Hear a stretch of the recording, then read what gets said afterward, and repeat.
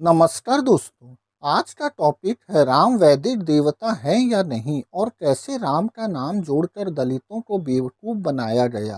कैसे ऊंची जातियों ने दलितों को हिंदू दिखाने के लिए उनके नामों में रामायणी प्रतीक जैसे राम कृपाल, लक्ष्मण दास आदि जोड़े ताकि वे अपनी जड़ों से कट जाएं।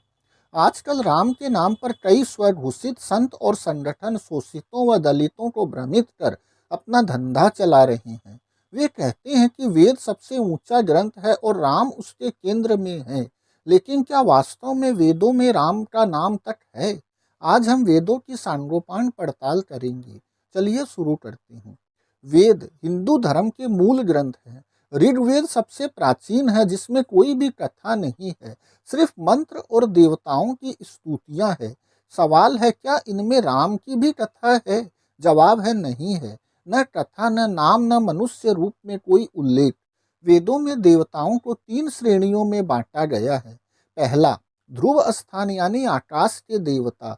यहाँ वरुण जल और नैतिकता के देवता, पूषण पशुओं के रक्षक, मित्र मित्रता के प्रतीक, सूर्य प्रकाश का स्रोत, विष्णु संरक्षक, अश्विन कुमार चिकित्सक, उषा भोर की देवी।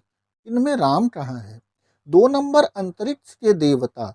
इंद्र वर्षा और युद्ध के राजा, अपाम जल देवता, पर्जन्य बादल, आप नदियां, रुद्र तूफान के रूप, मरुत वायु के साथी। राम का नाम इनमें भी गायब है। 3 नंबर, पृथ्वी के देवता। अग्नि अग्नि का स्वामी, बृहस्पति गुरु, सोम अमृत का देवता। कुल मिलाकर इन वैदिक देवताओं में राम कहीं नहीं है। दोस्तों, भारत में 33 करोड़ देवता की बात आम है, लेकिन ऋग्वेद में ठीक 33 देवता ही हैं। शायद लोक कथाओं ने इन्हें करोड़ों में बदल दिया। यह भ्रम आज भी जारी है। राम इनमें कहीं नहीं है। कुछ विद्वान ऋग्वेद के 10/93/14 में राम शब्द का हवाला देते हैं, लेकिन यह काला या प्रकाश के अर्थ में है, न कि भगवान राम की।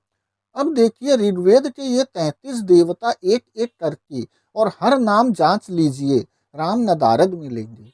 अगर राम वैदिक होते तो इनमें शामिल होते।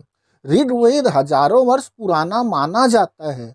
अगर राम का जन्म पहले हुआ होता तो उनका गुणगान जरूर होता, लेकिन नाम तक नहीं। तो निष्कर्ष साफ है, राम की चर्चा हो और तुलसीदास जी का जिक्र न आए, ऐसा कैसे हो सकता है? तुलसीदास जी राम को वैदिक मानते थे। रामचरितमानस में वेद शब्द 26 जगहों पर आता है, लेकिन सिर्फ उच्चारण के लिए, प्रमाण के लिए नहीं।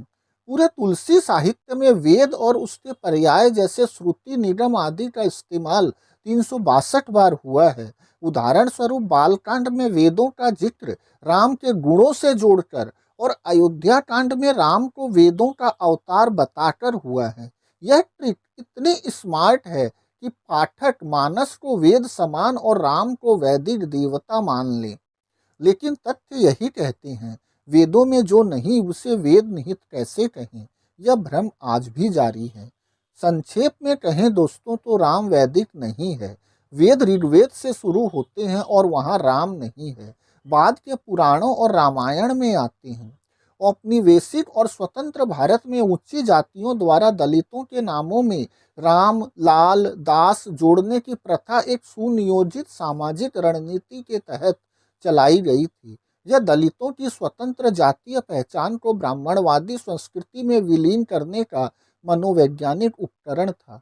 औपनिवेशिक काल में ब्रिटिश जनगणना 1871 से 1931 के दौरान जाति आधारित रिकॉर्डिंग ने इस प्रथा को संस्थागत रूप दिया। स्वतंत्र भारत में यह जारी रहा, जैसे सरकारी दस्तावेजों और भूमि रिकॉर्ड में जनगणना अधिकारियों ने दलितों, चमार, डोम को हिंदू दिखाने हेतु नामों में राम, दास आदि जोड़े, जैसे रामदास चमार। लेकिन सवर्णों में ऐसा कम किया गया। ब्राह्मणों में पंडित राम जैसे नाम कम पाए जाते हैं। बंगाल, बिहार भूमि रिकॉर्ड बताते हैं कि 1920 से 40 के दशक में जमींदारों में दलित मजदूरों के नाम रामलाल, हरिदास रखे ताकि वे शूद्र न दिखें। स्वतंत्रता के बाद भी यह क्रम जारी रहा। राम दलितों को शुद्ध हिंदू दिखाया, लेकिन वह सिर्फ सेवा कार्य से ही जुड़ा रहा। विद्रोह रोकने हेतु आत्माराम, राम कृपाल, लक्ष्मण दास जैसे नामों से दलितों को ब्राह्मणवादी परंपरा का हिस्सा बनाया। सवर्ण खुद सिंह, वर्मा, शर्मा जैसे शक्ति प्रतीक इस्तेमाल करते थे। दरअसल ये राम को वैदिक बनाकर उन सारा फैलाया गया था। लेकिन अगर राम वैदिक होते तो 33 देवताओं में नाम होता। दोस्तों, यह थी वेदों की सच्चाई। धन्यवाद।